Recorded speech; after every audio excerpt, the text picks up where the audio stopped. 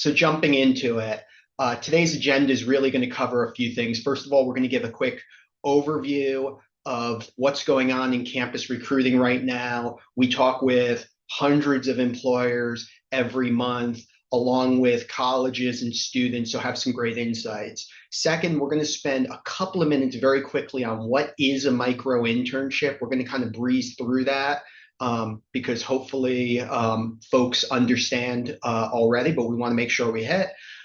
I'd say the next part is really key. We're going to talk through 4 very actionable strategies that everyone on the call can apply right now, irrespective of where you are in your campus recruiting process. The part I'm probably most excited about is we're going to highlight some programs that are funded by colleges and universities and foundations that y'all can leverage to kind of dip your toe in the water, where they're covering 100% of the cost, including payments to the students. And then, as I said, we'll leave time for Q&A. So quick background on Parker Dewey. For those of you who aren't familiar with us, we are a 10-year-old organization. Since our founding, we have been 100% focused on creating real experiential recruiting opportunities for employers to engage prospective candidates and really use a skills-first framework to see them in action. The way we do this is, again, through these short-term projects that we call micro-internships. And we're going to talk a little bit about the platform and sort of the volume of data that you're able to access to really help you drive campus recruiting outcomes. So first of all, what students are saying.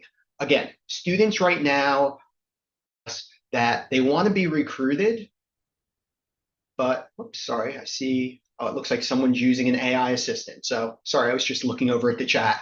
I saw a long-winded or a long comment. So students right now are hungry to be recruited, but they're saying that the current process isn't really working that well. 75% of students want to begin career exploration first or second year. We know companies are hungry to start building those relationships with students early on, but they're saying the process doesn't work. Students are saying it doesn't effectively allow them to demonstrate their skills, not just technical skills like can I code in Python or how strong are my Excel skills or how well do I know accounting rules, but also those core skills that are invaluable, especially right now in this world of AI, problem solving, communication, et cetera. And then 95% of students say this approach is actually the most effective way to recruit them. This is how they want to learn about companies, demonstrate skills, and ultimately make the right decisions. On the employer side, we're hearing similar things. Cost per hire continues to increase. NACE average report is over $6,000, along with massive first-year turnover. I think the industry average is right around 50%. So companies are spending a bunch of money bringing people in and seeing about half of them leave within the first year. They're also finding it's incredibly difficult to evaluate the skills, not just the technical, but those core skills I mentioned before. So are hungry for a better way to engage and assess candidates earlier. What we're going to talk about is a future where you can reach students before the career fair, before the info session to really drive interest in your organization, maybe if you're not as well known, or even if you're already coming to campus and have a strong brand, to build those relationships with students that might be getting missed. We're going to talk about how companies are leveraging this after campus visits. So again, we know a lot of folks have wrapped up the career fair visits and info sessions over the past couple of months. They have so many student names and email addresses, but how do you actually keep them engaged for when you're ready to make those hiring decisions? We're going to talk about a future where you have insights on a candidate's skills before flipping through the resumes, before hosting the phone screens, and before bringing them in for full interviews or on-site meetings. And again, for those organizations that can't be on campus, we're going to talk about a future where you can still reach those candidates, reach those students who might be getting missed, reach students with ties to your geographic areas that might go to school somewhere far away. This is all done through micro-internships. So again, we're going to talk about this very, very quickly. As I said, I'll share the slide so you'll be able to see all of this. Micro-internships, the most simplistic level, are very, very short-term projects that college students or recent grads can do on behalf of organizations as a way to learn about the companies, but also demonstrate their skills. These are 10, 15, 20-hour projects that students do independently, no onboarding or training or anything else required. These are projects that align to full-time roles of companies so companies can see the skills.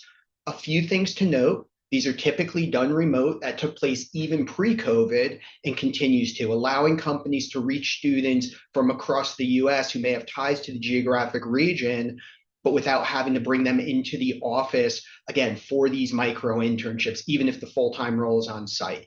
The students who are doing these projects are not your interns, they're not your employees, they're not your contractors, they're on Parker Dewey's books. We handle all of it. And then should you want to hire one of them for a full-time role or summer internship, we're not a staffing firm, so there's no cost or fee. Again, zero HR or legal burdens. And the thing I always like to bring up is think about the micro-internship like a date, where a summer internship is like getting engaged, a full-time role is getting married.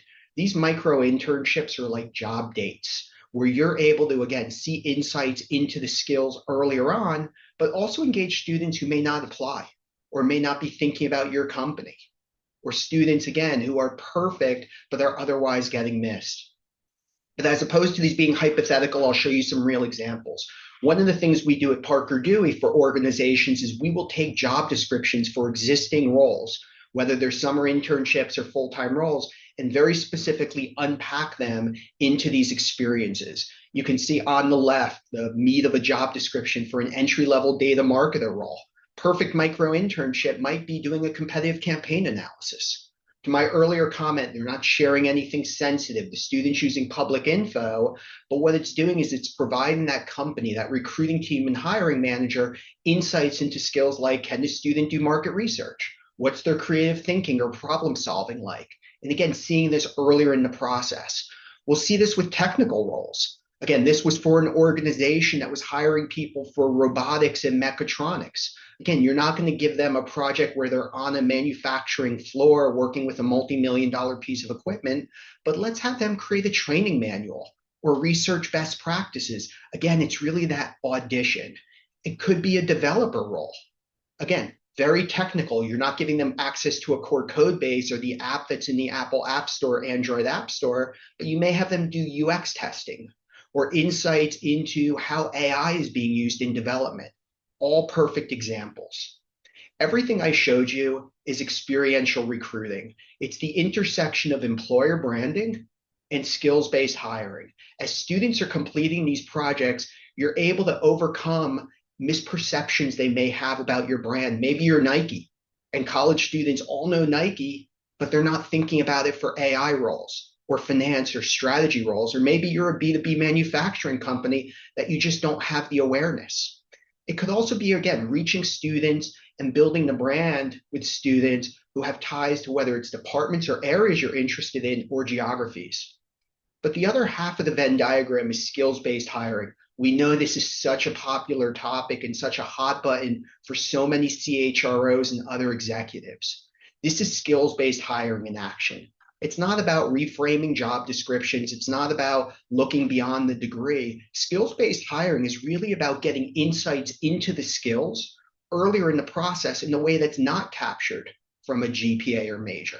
It's also about mutually assessing fit, making sure that both sides, both the student and candidates, are interested and aligned to what those roles are. And this works because the real assessment is built into the process. This is not anything new you need to do, but rather you're getting these insights every step along the way. When you're getting applications for these micro internships, you're able to see things like, are they a self-starter? Do they have attention to detail? When they're engaging in the projects, you're seeing things like empathy or coachability. It's sort of the antithesis of the one-click job application that's created the application avalanche. You're actually getting a preview of things like grit and level of interest. And from the work product itself, you're seeing all of these things up front.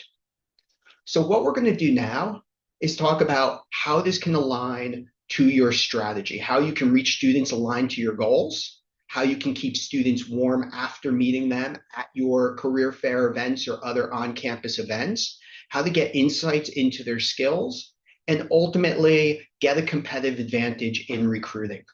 So we're going to walk through, again, 4 case studies. The first is a company that's a leading hospital system, one of the preeminent healthcare organizations, and they were facing 2 key challenges.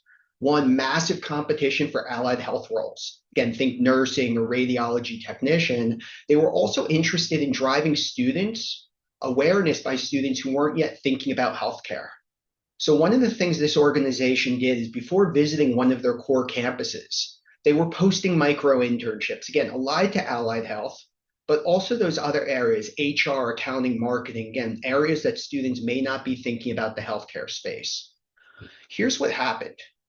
They posted the project, and before setting foot on campus, they had a pool of candidates excited to visit their career fair booth, excited to attend the info session. And again, not just the allied health students, but those other areas as well. They found that the projects provided a differentiator when the students were at the booth. Instead of just rehashing what was on the website or students sort of handing over a resume and getting the elevator pitch, they were discussing real projects to highlight the roles. They were also able to have insights on the students up front so they could make sure to focus on certain ones when they were on campus, again, aligned to skills or geographic needs. And again, real insights both on their skills and their level of interest. So while this was focused on what this organization did before going to campus, what about the situation where you're now on campus and you want to keep students engaged? This was an organization that was seeing great students show up and express interest, but wanted to keep them warm.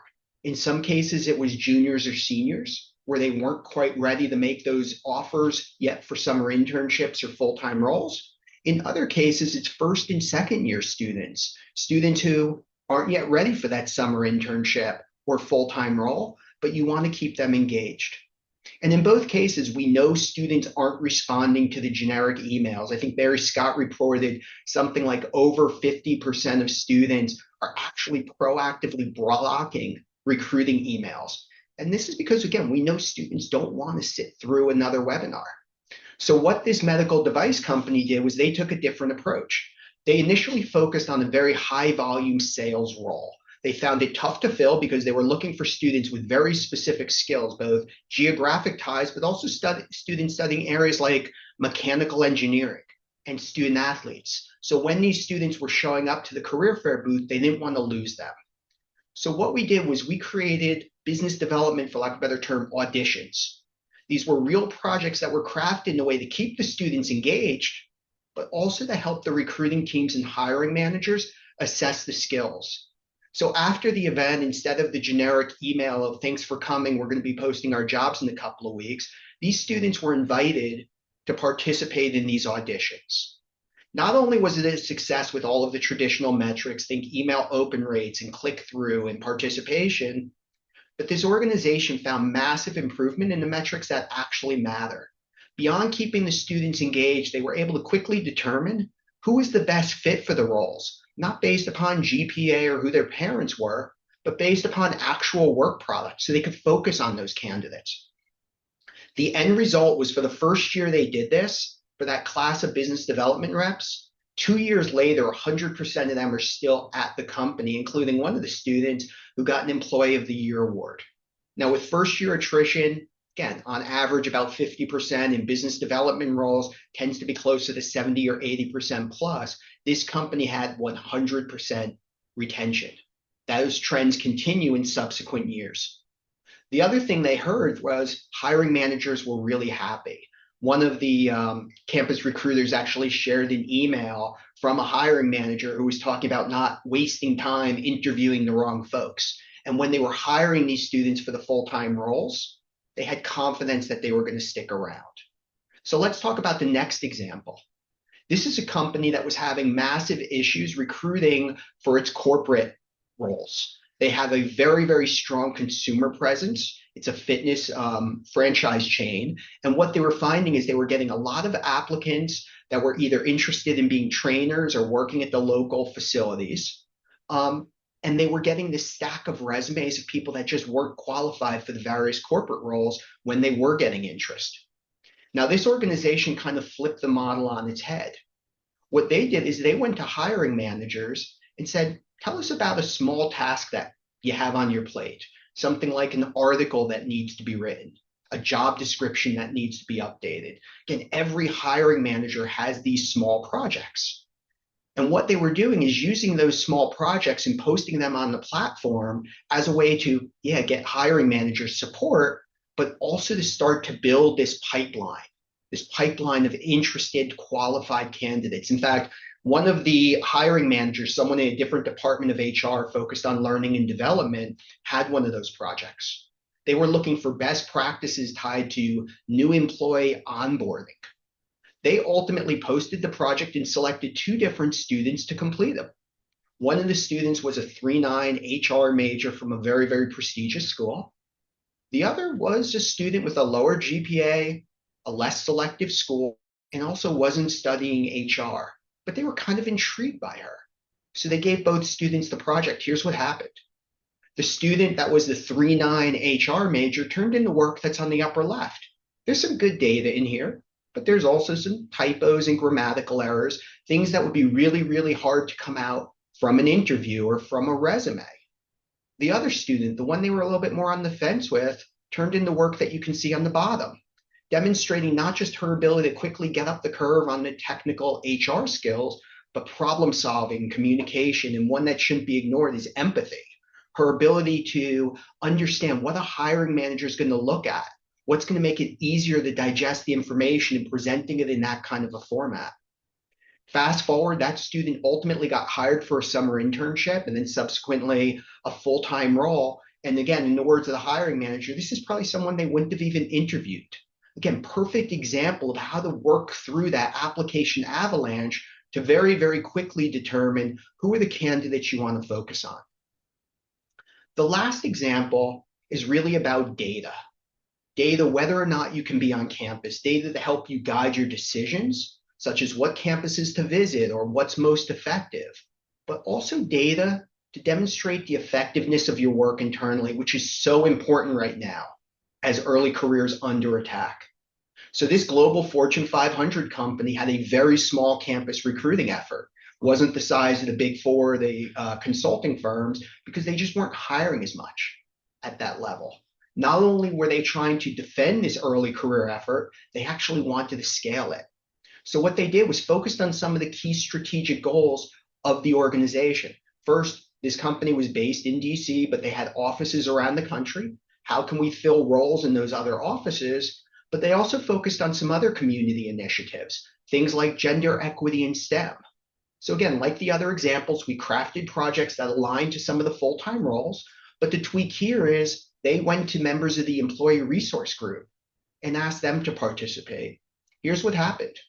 First, they were able to reach the right candidates. Again, not just students with ties to Washington, D.C., but those with areas like Rockford, Illinois, or Texarkana, or Holland, Michigan. Again, irrespective of where they went to school, students who wanted to be in those areas. Second, they were able to defend the cost of their campus recruiting. You can see some of the data they shared around cost per school. Their cost per hire wound up being about 70% less. What they also saw was massive success with one of their employee resource groups, both in building the candidate pool, but also members of the ERG loved it. Loved it. They saw the company was making a real commitment to creating equitable pathways to full-time roles within the conversation or within the organization. It wasn't just about conversations and t-shirts and banners. What was also really interesting about this is not able to scale up their early career program based upon this data, but other departments were actually proactively coming to the HR team asking to participate. They would hear about this from members of their teams who were in this ERG and said, you know, we want to use this. Can we do this within the supply chain team? We'll even pay for it. When does that ever happen with an HR campus recruiting initiative? As a result, this organization is now using it across the company, across all of the different departments to really power the entire early career. And they have the data to support.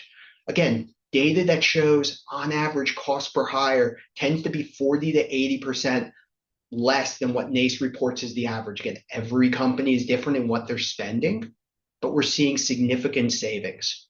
Data to support the retention. So it's not only about making the hires and filling the seats, but bringing in individuals that perform and stay. Which brings us to the next part of the presentation.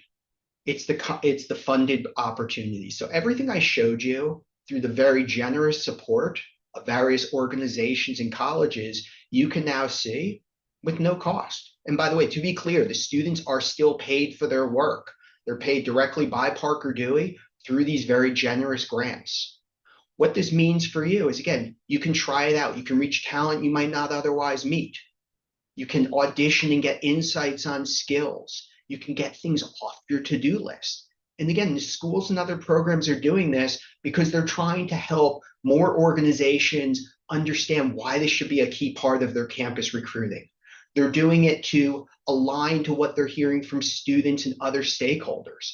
And again, through the very generous support, there is no cost and no lift. What you get as part of this is you get to have some of these micro-internships done.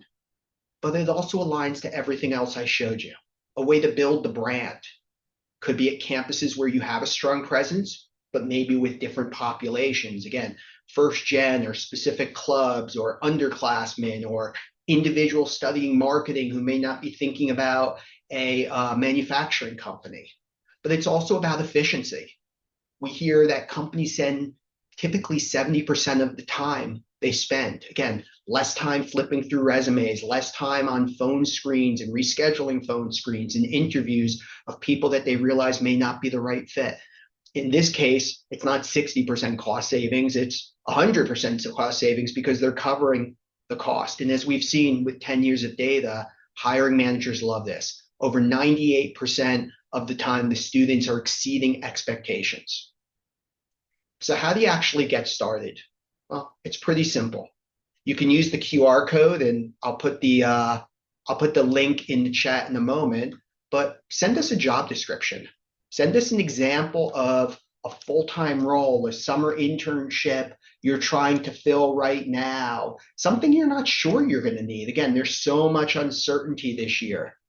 We'll craft a micro-internship that's absolutely perfect, that will help you, again, engage or assess candidates for that role. One of the things I always like to put out there is challenge us. Send us the role that you think there's no way it's going to work, the role that's always so hard to fill, the one that seems so technical or specific that just can't do it. We'll tell you if we can't, but we've been doing this, again, 10 years. We have a ton of data. We've seen it work every department, every industry, every size organization. And using that, it's a great way to, again, leverage that before you're visiting campus. Again, for those of you that were at career fairs, it's a great way to keep those candidates warm. But for those of you going back to campus in January or February, here's a great way to build that pipeline of candidates who are excited or interested. It's a great way to evaluate. Again, if you're sitting here still looking at the stacks of resumes and applications, this is a great way to very quickly determine who has the skills you're looking for. And again, for those of you who can't be on campus, what a great opportunity. One other thing I'll note, because it's always coming up on the calls we're having right now, is there's so much uncertainty this year. There's companies have either delayed their hiring for summer internships or full-time roles, or they've cut back because they're not sure what they're actually going to need in May or June or September of next year. This is a perfect way to make sure you don't get caught off guard. It's a great way to make sure that you have a pool of candidates for when that hiring manager shows up with that last minute need. We all have seen those folks come with the question in May or June, hey, can I get a summer intern? Or I have an extra FTE, can you go find someone? Now you'll have a pool of candidates ready to go. So with that, I'm going to open it up to questions. Thanks for whoever has this chat in here. There's some nice takeaways. What other questions do we have? Or did I do such a good job that I answered anything? What concerns do people have about this? Again, please don't be bashful. Share concerns. Share why you think this may not work with your organization. Share a challenge that you have.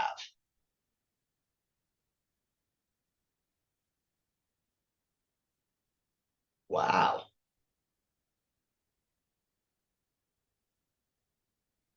Okay, since I'm not getting questions, the one that I always get when I'm meeting with people is why wouldn't someone do this? Like what's the downside? Well, the internal term we have for this is everything about what I showed you is intended to be Jeff proof, as the team jokes. It needs to be easy enough from every perspective that Jeff would use it. You don't have to think about scoping the project or experience. We do that for you. As I said, we've been doing it 10 years. We're really, really good at it. You don't have to worry about managing or onboarding or training or hand holding. The projects are scoped so students can do it independently without any of that. You don't have to worry about sharing data or access to systems. Students are using public info. That said, they're all under NDA and you own the work, but these are projects students are doing independently using public data. There's no conversion fee. So again, we get that question all the time that if we like the student and we want to hire, how much is it going to cost us? There's nothing. So zero HR burden, zero legal burden, zero lift to sort of get the project done. One of the things we've seen a lot is where HR will share the job description and we craft the deliverable. So there's a one-page executive summary. What the campus recruiting team is then doing is they're going to the hiring manager instead of just handing over the resume and notes from a phone screen or an interview like what hiring managers are used to. They're still handing over the resume, but they're also handing over the work sample. And hiring managers love it. They can quickly look at the work sample and almost immediately say, yeah, this is someone we want to meet. This is someone we want to spend time with. They've shown the skills that we're looking for. So hiring managers not only love it, it makes them so much more effective in the interview. You don't have to worry about what questions they're going to ask or if they're going to spend their time talking about, so why were you whatever major, or talking about hypotheticals. Hiring managers are going into the interview really using these project examples as a catalyst for the conversation. Why did you decide to focus on these types of organizations when you were doing the competitive analysis? Where did you find this data? How did you go do this analysis? Again, it leads to much more effective recruiting and hiring processes. Question in the chat, can college campus career departments utilize this for career prep? 100%, 100%. And I want to make sure I'm answering the question correctly. If you're asking if you can post your own micro internships to have students help you with that work, the answer is yes. If you're asking about do these micro internships help you work and collaborate with students who are completing the projects, the answer is also yes. So we have another version of the platform that we're happy to show you, Lisa, offline or in a separate call that colleges can go in and access and see how the students are engaging along the way. They're able to see, are they applying to projects? When they're applying, are they answering questions thoughtfully? It's almost like being a fly on the wall in an interview. This is incredibly valuable, by the way, not just for the colleges and the students, but also for employers, because it helps the colleges best ensure students are prepared to be great when they take those full-time roles. The colleges are able to provide the support and guidance for the students, but also the nudges to explore roles that they might not otherwise be thinking about, the nudges based upon individual student feedback on strengths or areas for development, but also larger big picture nudges. One of the things we heard was one of our liberal arts partners found that a lot of the students were doing micro internships in very technical roles, and we're doing an incredible job. It wasn't something that Career Center realized. And they were able to use that data and collaborate with some of those recruiting partners to help them understand that these liberal arts students are great hires even for technical roles. I know we're at the bottom of the hour. If anyone has any other questions, again, please feel free to use the chat. Otherwise, I really appreciate everyone taking the time, especially during this crazy time of year, to join us for the past 30 minutes. So thank you so much. As I said, we'll share the slides, we'll share the recording. Please, please, please use the QR code or the link in the chat. We truly love creating these micro internships. We love being challenged and we love showing how they can work. And with these funded programs through the Gig for Good program, there's zero downside, no cost, no lift, and you're providing students a great opportunity. In fact, we're seeing a ton of usage of it right now where students are going to be doing projects over their winter break. So when busy professionals are back in January, not only do they have the work product, they have a great pool of candidates ready to go for whatever needs they'll have in 2026. So with that, this concludes the webinar. Thank you so much for everyone joining us. If we don't talk live, have a wonderful holiday season and happy everything. Take care.